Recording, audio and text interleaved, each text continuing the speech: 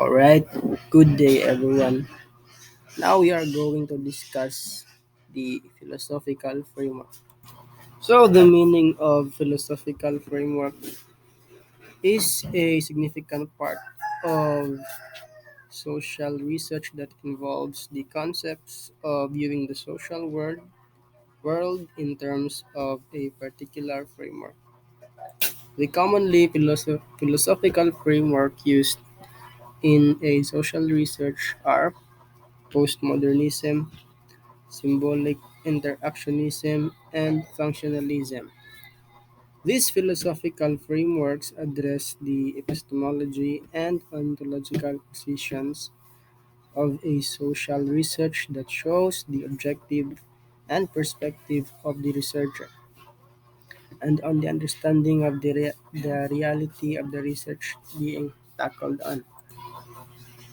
In other words, the philosophical framework is a structure used by researchers to better understand the behavior of the people.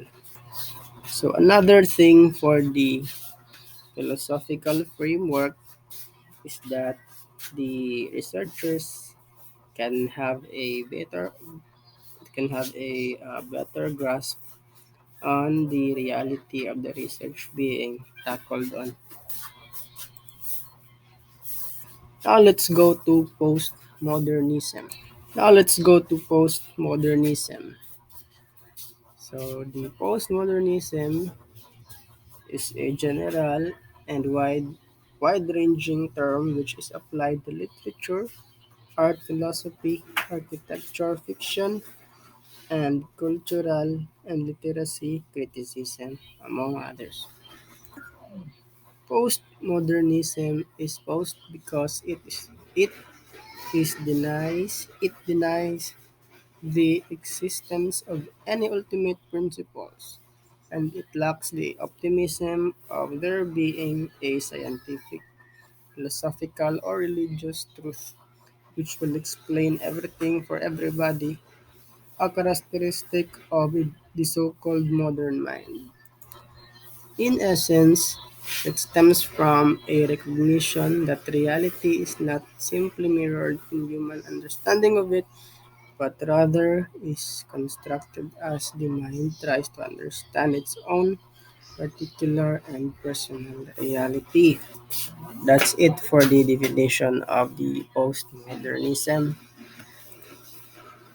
Next is the symbolic inter- interactionism. So the meaning of the symbolic interactionism is a social theoretical framework associated with George Herbert Mead in 1963 to 1931, and Max Weber in 1964 and 1920. It is a perspective that sees society as the product of shared symbols such as language, the social world. This social world is therefore constructed by meanings that individuals attach to events and social interactions, and these symbols are transmitted across the generations through language. Also, it is a central concept of symbolic interactionist is the self, which allows us to calculate the effects of our actions. Symbolic interactionism theory has been criticized because it ignores the emotional side of the self as basis for social interaction.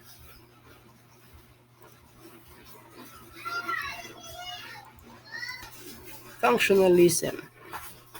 It is a theory that views society as a complex but orderly and stable system with interconnected structures and functions or social patterns that operate to meet the needs of the individuals in the society. So in other words, functionalism is the idea of what you are in the society or what is your function within the society. I believe that every one of us has a function in the society. Whether your function is to be a child or a father or a mother or a student or a teacher in the society. Here is the list of examples of functionalism. So we have aging. As people age, they gradually withdraw from society and are relieved of responsibilities, providing an orderly transition between generations. This shift justifies the discrimination. So older people experience they become less useful to the society. Deviance creates social solidarity by branding some behaviors as deviant. Those that are labeled deviant will develop a collective identity. Education. It transmits knowledge to the next generation, teaching good citizenship and preparation for future work. Family. So the family provides reproduction and protection of children as primary agent of socialization, fosters understanding of expected behaviors, norms, and values. Now let's go to the cultural issues. So first, let's discuss the culture versus individualism. So culture versus individualism is it is the culture versus uh, you being unique or you as an individual, because as an individual we have a uh, unique behavior or attitude that is different from what is the norm in the culture. For example, it's our culture to work at the day, but there are some people specifically uh, is better and productive at night. So there's a conflict between the culture that is doing work at the day versus you that likes to work at night. Now, culture versus logic. One example of this is in the Filipino uh, tradition. It is bad to sweep the floor at night, and there is no logical explanation for that is bad to sweep at the night. Culture versus systems. So systems are means for controlling and directing resources and processes. Where this mismatch with cultures, problems may occur. For example, this is for example a set of rules for managing the public space in a city that provides no space for a, a prevalent youth culture such as skateboarding. So that is one of the examples. Culture versus culture means your set of principles within your culture versus the, the set of principles within their culture. So, for example, the Filipinos have a Filipino time culture that contradicts the other cultures. So the Filipino culture sometimes is viewed as tardy. Culture versus change. So it is the culture versus the change how the society operates. For example, the Filipino culture uh, is more of a conservative than liberated. Now here comes the change in our culture. which is influenced by the Western countries. Now it creates conflict between the culture of the Filipinos being conservative versus the culture that changed us to being liberated, just like the Western culture. Culture versus goals.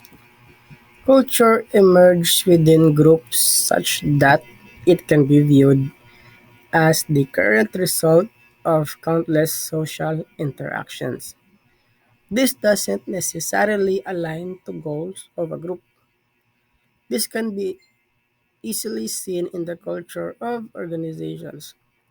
For example, telecom company with a goal of improving customer satisfaction, but a service culture that adopts an antagonistic approach to customers. Culture versus reality. Membership in culture can give people an excessively positive or negative self image that may not match realities. This causes a variety of issues. For example, a nation that maintains a high level of patriotism that interferes with recognition of problems, decline, and competitive challenges. This also occurs within high status organizations such as a large firm where a culture of corporate narcissism develops that can lead to issues such as poor treatment of customers, partners, and government regulators. This, this can have repercussions over time. Culture versus globalization.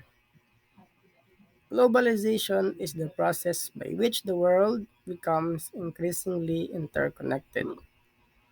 This is a long running process that has been underway for all of history.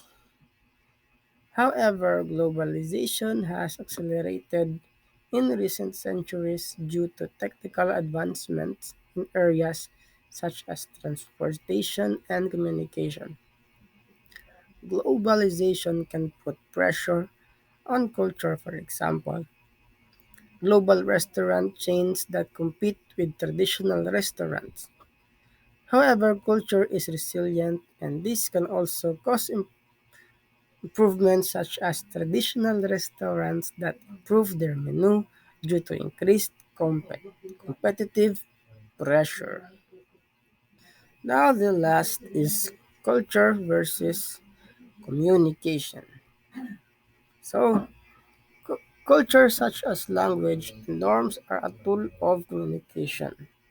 Where people from different cultures communicate, they need a shared set of skills known as cross cultural communication. So, in culture, there is a barrier in communication because every culture uh, has different language. So, if you speak a different language and the other one speaks also a different language, so you can't understand each other. So there is a barrier in your communication, which is caused by cultural differences. So that's it for the theoretical framework and cultural issues.